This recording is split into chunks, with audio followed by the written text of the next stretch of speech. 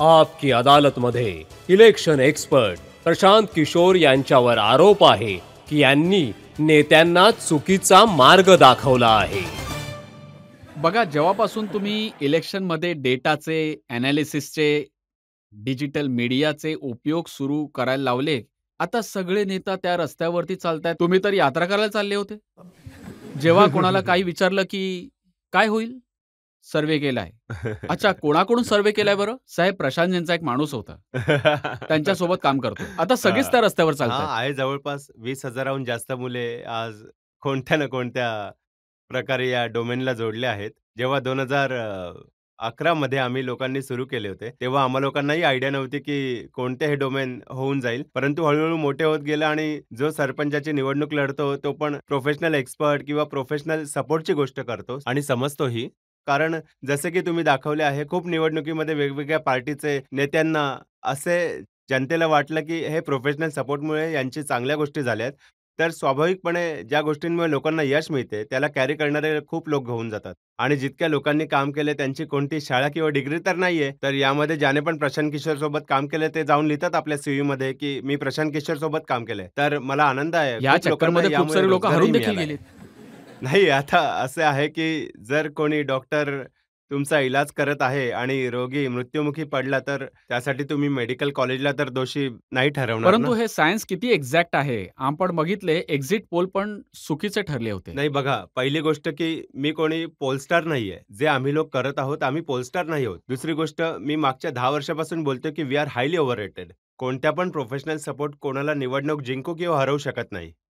निवडणूक जिंकतो तर नेता आहे, पक्ष जिंकतोय, त्याच्या कार्यकर्त्यांचा प्रयत्न जिंकतो, लोकांचं मत जिंकतं आहे. जे प्रोफेशनल आहेत त्या गोष्टींना ऑर्गनाइज करण्यामध्ये थोडीशी चांगली मदत करू शकतात. म्हणजे की जर तुम्ही कोणाचे ऑपरेशन करत आहात, तर तुम्हाला ऑपरेशन थिएटर हवे, डॉक्टर चांगला हवा. परंतु सोबत जर तुमचे असिस्टंट सोबत नसेल ना, तर तुम्ही चांगले होऊन देखील, चांगले सर्जन असून देखील, चांगल्या ऑपरेशन थिएटरमध्ये काम केल्यानंतर देखील तुमच्याकडनं काही चुका होऊ शकतात. जर तुमचं सपोर्ट सिस्टम चांगलं आहे, तर you will be able to deliver things better. तर पहिले तर तुम्ही क्रेडिट इतकेच देऊ नका कोणाला, की प्रशांत किशोर या कोण्या प्रकारच्या व्यक्तीने या संस्थेने कोणाला जिंकले, हरवले आहे. At best on the margin we bring little bit of efficiency in the whole नाही, हे थिंग्स. तर उलटच झालं ना. चुकी एक्झिट पोल करणाऱ्यांनी केली आणि आरोप आमच्यावर आला. तुमच्यावर? हां. नाही, नाही, मीडियावर. हो, मीडियावर ते बरोबर सगळे आहे. सगळे चुकीचे नाही, मी ठरले परत तेच आणि सांगेन, की नंतर हे तर आपण स्टॉक एक्सचेंजचा रेट वाढवण्यासाठी केलं हे गेलं तर हे होतं. तर हे शेअर तर हे प्राईस तर बघा मूर्खासारखी गोष्ट आहे. जर समजा की कोणाला काही माहिती आहे किंवा निर्णय येणार आहेत, तर ते रिझल्ट तर त्यांच्यासाठी बदलण्याची काय गरज आहे? स्टॉक मार्केटला तर दोघा बाजूने काम करू शकतो. जर तुम्हाला माहिती होतं की 240 येणार आहेत, तर तुम्ही मार्केटमध्ये शॉर्ट होऊन पण पैसे कमवू शकतात. तर यासाठी तुम्ही चुकीचं का कराल? बघा, चूक लोकांची असू शकते. मी परत एकदा म्हणतोय हे. मी कोणी एक्झिट पोल करणाऱ्यांमधील पोलस्टारचा स्पोकपर्सन नाही आहे. मी स्वतः पोलस्टार नाहीये. मी तर त्यांचा त्या डेटाचा वापर करणार आहे.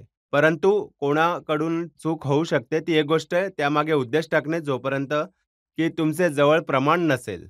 मला वाटतं की ठीक नाहीये. खोलीमध्ये बसून चहा पीत-पीत टीका-टिप्पणी करणं आणि स्वतःला एक्सपर्ट सांगणं ही एक गोष्ट आहे.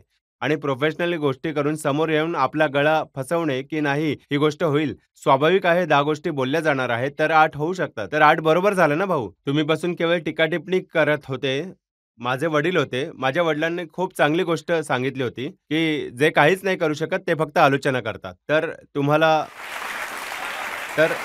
स्वतःला तर याची समज नाहीये आणि सेफॉलॉजी काही म्हणजे इलेक्टोरल सेफॉलॉजी कोणी इंडियाचा डोमेन नाहीये, वर्ल्ड वाईड असतं. खूप मोठे-मोठे एक्सपर्ट, मोठे-मोठे विद्वान लोक यामध्ये जोडलेले असतात. भारतामध्ये ही गोष्ट इव्हॉल्व होतेय. तर yes, this time probably all who were involved in it, they will look into their system, they will improve. तुम्ही आधी टेलिफोन यूज करायचात. पहिले हातातला वापरायचे, मग पेजर वापरत होते. आता मोबाईल वापरत आहात. त्यात अजून प्रत्येक दिवशी प्रत्येक गोष्टीमध्ये सुधारणा होत आहे. यामध्ये सुद्धा आता होईल. दुसरं तुम्ही लोकांना शिकवून टाकले, इलेक्शनमध्ये Twitter, Facebookचा, YouTubeचा वापर करायचा आहे. नाही, मी नाही शिकवलं. ते तर बघा, मी नेहमी म्हणतो, की आम्ही लोक या गोष्टींचा खूप जास्त या गोष्टींना ओव्हररेट करतो, की Facebookने किंवा Twitterने किंवा YouTubeने कोणी निवडणूक जिंकू शकतो. म्हणजे गांधीजींनी जेव्हा आंदोलन केलं असेल, त्यावेळी पोस्टकार्ड होतं, तर पोस्टकार्डचा वापर केला. आज ती गोष्ट Facebook आहे, तर तुम्ही Facebookवर लिहिता. महत्त्व Facebook किंवा पोस्टकार्डचं नाहीये. महत्त्व याचं आहे, की त्यावर काय लिहिलं गेलंय आणि ते लिहिलं कोणी आहे.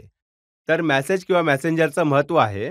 मीडियम तर पहिले पोस्टकार्ड होतं, अंतर्देशीय पत्र होतं, लिफाफे होते.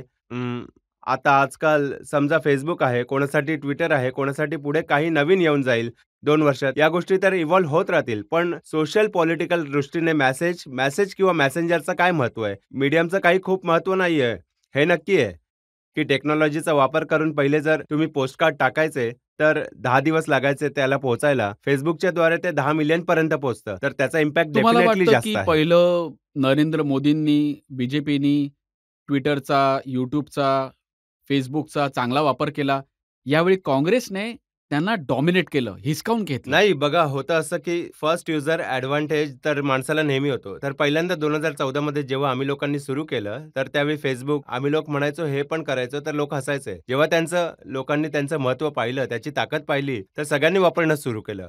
मग जे त्याने चालू केलं होतं, ते थोडं शिथिल पडलं होतं. जशा मोठ्या कंपन्या असतात, तुम्ही पाहता मोठी कंपनी आहे, स्टीलची कंपनी आहे, कोणत्या प्रॉडक्टची, सर्व्हिसची कंपनी आहे. कोणी नवीन येतो, त्याला चॅलेंज करून हरवून टाकतो. Because as you become bigger, your ability to move manoeuvre become lesser. तुम्ही मोठे जहाज आहात, तर तुम्हाला बोलायला थोडा वेळ लागेल आणि जे नवीन लोकं आहेत, ते त्यात जास्त एक्सपेरिमेंट करू शकतात. तर it's in all walks of life. बिझनेसमध्येही ज्या मोठ्या कंपन्या आहेत, त्या येऊनच लगेच एक्सपेरिमेंट करू शकतात. आता रजत शर्माला इंडिया टीव्हीमध्ये काही एक्सपेरिमेंट करायचं आहे, तुम्ही 10 वेळा विचार कराल. एक प्रोसेस आहे, सिस्टम आहे, लिगसी आहे. कोणी नवीन माणूस येऊन आता YouTube चालू करतो, तो काहीही सुरू करून देतो. तर लोक म्हणतात, रजत शर्माला ही गोष्ट का समजत नाहीये? समजत यासाठी नाहीये, की तुम्ही एक लिगसी बनवली आहे. 10 वर्ष, 15 वर्ष एक सिस्टम आहे. त्याला ओव्हरनाईट करून तुम्ही लगेच सुरू करून आता काही बघा नवीन प्रश्न यासाठी नाही तयार सुरू झाला, करू की शकत. काँग्रेसच्या लोकांनी दावा केला, की यावेळी अगदी डिसेंबरपासून मागचे वर्ष आणि ते मेपर्यंत राहुल गांधींच्या Instagramवर, Facebookवर, खास करून YouTubeवर खूप लोकांनी पाहिलं आणि त्याचा त्यांना वाटलं, की परिणाम झालाय. It's two way thing. एकतर ती जी मोदीजी आपली जी इकोसिस्टम आहे, जे त्यांचं आपलं डिजिटल ट्रॅक्शन आहे, त्यात कमी आली. तरी पण ओव्हरऑल रीच आताही he has got far wider reach. There is no two way about it. पण जे जे राहुल गांधी चॅलेंजर होते आणि त्यांचा बेस कमी होता, तर जो फुगवटा दिसला तो जास्त दिसला आणि लोकांमध्ये या दृष्टीने पण कुतूहल दिसलं. चांगलं राहुल गांधी काही करतोय. बघा दादा काही होऊ शकतं का? मोदीजी तर जिंकतायत. तर एक प्रकारे जी सर्टेनिटी राहिली आहे, की मोदीजी तर जिंकतायत. त्यांना आपण रोज ऐकतो सकाळ-संध्याकाळ. थोडं ओव्हरकिल पण राहिलं आहे. 10 वर्षात लोक फक्त मोदीजींनाच पाहतायत. सकाळ-संध्याकाळ टीव्ही, मीडिया प्रत्येक जागेवर. तो जो नवीन माणूस येतोय त्याला बघण्या ऐकण्यासाठी भले तुम्ही त्याला पसंत करा किंवा नका करू. यासाठी पण लोकं जाऊन बघतात, की बघूया राहुल गांधी काय करतायत ते. आणि काही काँग्रेसने सोशल मीडियावर ताकद सुद्धा लावली असेल. आता तर ते म्हणतात, की मोदीजींना हलवून टाकलं, मोदीजींना हरवून टाकलं, मोदीजींना सायकॉलॉजिकली वीक करून टाकलं, त्यांचा कॉन्फिडन्स तोडून टाकला. आता हे त्यांचं स्वतःचं मानणं आहे आणि मी त्यावर काय टीका-टिप्पणी करू? त्यांना जास्त समज आहे आम्हा लोकांपेक्षा. मला वाटतं, की arrogance is something which you should avoid in politics. मग ते भाजपासाठी असो किंवा राहुल गांधीसाठी, काँग्रेससाठी, आमच्यासाठी, सगळ्यांसाठी. म्हणजे समाजात लोक ॲरोगन्स नाही पसंत करत. तर ते खूप ॲरोगंट दिसतील आपल्या जीत किंवा हारमध्ये. जो जिंकणारा माणूस ॲरोगंट दिसला तर पब्लिकला नाही पसंत येणार. आणि कुठे ना कुठे आज देशांमध्ये तर आहे भाऊ, या सगळ्यात चांगला रिझल्ट आलाय. मोदीजींना बनवून पण दिलं आणि त्यांना हे दाखवूनही दिलं, की भाऊ तुम्ही भगवंत नाही आहात. आरामाने चालवा. चालवा तुम्हीच, पण आमच्या हद्दीत चालवा. हा जनतेने मेसेज दिलाय. चालवा तुम्ही.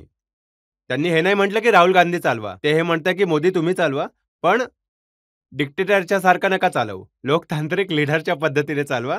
हा मेसेज जनतेने दिलाय, की थोडं सांभाळून चाला. पण राहुल गांधींचं म्हणणं चालूच केलं त्यांनी जूनपासूनच, की हे सरकार पडून जाईल, हे सरकार जास्त दिवस चालणार नाही. आता बघा, राहुलजी आम्हा लोकांपेक्षा खूप जास्त त्यांचा अनुभव पण आहे, त्यांना समजही आहे. मी सरकारच्या चालण्या न चालण्याला घेऊन ज्या गोष्टी समजावत आहे, की यावर डिपेंड करत आहे, की पुढच्या 2.5 वर्षांमध्ये ज्या 9 राज्यांच्या निवडणुका आहेत, स्टार्टिंग विथ जम्मू-काश्मीर, त्यानंतर हरियाणा असेल, महाराष्ट्र असेल, दिल्ली, झारखंड, बिहार, मला वाटतंय वेस्ट बेंगॉल, तामिळनाडू आणि आसाम. या 9 राज्यांच्या निवडणुकीचे परिणाम ठरवतील, की हे सरकारची स्टॅबिलिटीला काय होत आहे आणि या सरकारचं पुढील डायरेक्शन काय होईल. या 9 राज्यांमध्ये जर भाजपा 5 राज्य हरली, तर निश्चितच स्टॅबिलिटीला घेऊन इश्यू होईल. पण तुम्हाला वाटतं आहे, की अशा गोष्टी एका सिस्टम थ्रू चालवल्या जातात? जसे आरक्षणाची गोष्ट, एक गोष्ट एक माणूस म्हणायचा, राहुलजींनी म्हटलं, की सरकार पडणार आहे. मग खडगेजी, तेजस्वी यादव, संजय सिंग, जो जाईल तिथे तीच गोष्ट बोलायचा. नाही, बघा आतापर्यंत तर आम्ही लोक राहुल गांधी आणि अपोझिशनला क्रिटिसाइज करत होतो, की हे कोऑर्डिनेटेड ॲक्शन नाही घेत. तर जर त्यांनी आपल्या एफर्ट्सला, आपल्या कम्युनिकेशनला कोऑर्डिनेट करून घेतलं आहे, तर we should thank them, we should applaud their efforts. त्यात काही अडचण नाही आहे. ते आपलं नरेटिव्ह कोऑर्डिनेटेड पद्धतीने मांडत आहे. तक्रार का असायला हवी? तर जी त्यांची कमी होती, अपीअरंट कमी होती, त्याला कदाचित त्यांनी थोडं चांगलं केलंय. Now they are appearing more cohesive as a unit. They are appearing more aggressive. आणि यात कोणी बघा, देशासाठी चांगली गोष्ट आहे. लोकशाहीसाठी चांगली गोष्ट आहे. कमीत कमी पार्लमेंटमध्ये डिबेट तर होत आहे. तर यात कोणती घाबरण्याची किंवा कोणती गोष्ट नाही. जर काँग्रेसला 100च्या ऐवजी 125 येतील किंवा उलटंही होईल, की काँग्रेसला 240 येतील आणि भाजपाला 100 येतील. हे देशाच्या जनतेसाठी, लोकशाहीसाठी चांगलं आहे. त्या नेत्यांसाठी चांगलं असो वा नसो. चांगलं तेव्हा नाहीये जेव्हा अपोझिशनचे 25-30 आणि एकाच पार्टीचे 400 येतील. ते नाही झालं पाहिजे. तर यात काही अडचण नाही. आणि जर काँग्रेसच्या तर तुम्ही रिवायवल म्हणत आहात चांगलंच झालं की 400 पार नाही झाले. नाही, जर तुम्ही मला मला मला व्यक्तिगत विचाराल तर बिलकुलच मी हेच म्हणेन की खूप चांगलं झालं की 400 पार नाही झाले, नाहीतर मला बिहारमध्येही काम करू दिलं नसतं. म्हणतात, भाऊ जनसुराज बंद करा. तुम्ही पण हा भाजपाचा माणूस आहे हा. आणि यांना खूप खूप लोकांना वाटतं हा भाजपाचा माणूस आहे. अरे बाबा, या निवडणुकीने जर सगळ्यात जास्त फायदा कोणाला झाला असेल तर आमच्यासारख्या लोकांना फायदा झालाय, जे की अल्टरनेट काही उभं करण्याचा प्रयत्न करत आहेत. लोकांना हे सांगत आहेत, की भाऊ नाही, तुम्हाला नवीन प्रयत्न करायला पाहिजे, नवीन व्यवस्था बनवली पाहिजे. जर भाजपाला 350-400 सीट आल्या असत्या, तर तुम्हाला काय वाटतं, हे आम्हाला बिहारमध्ये थोडी काम करू देतील? नाही करू देतील तर हे तुम्ही काम. मानता की देशाची जनता खूप खूप समजदार आहे. समजदार आहे. मी मानत नाही, या निवडणुकीच्या परिणामाच्या आधी नाही. मी पहिला माणूस आहे जो 5 वर्षांपासून म्हणतोय, की हे नका मानू, की बस मोदींचा काळ आलाय आणि बस यांनाच सगळे वोटं मिळतील. असं नाहीये. या देशात विपक्ष कधी कमजोर होऊच नाही शकत. विपक्षी पार्ट्या कमजोर होऊ शकतात. ज्या देशात रजतजी 60 कोटी लोक आज पण दिवसाला ₹100 नाही कमवत आहेत, तिथे तुम्ही पाहिजे तितक्या ॲड चालवा. जेवढा पी-आर करायचा करा. जितकं Facebook, Twitter आणि YouTubeला कंट्रोल करून घ्या. 100 कोटी माणसं आज ₹100 नाही कमवत आहेत. तो तुमचा बांधलेला मजूर नाही बनू शकत. एक प्रश्न जनतेमधून घेऊया.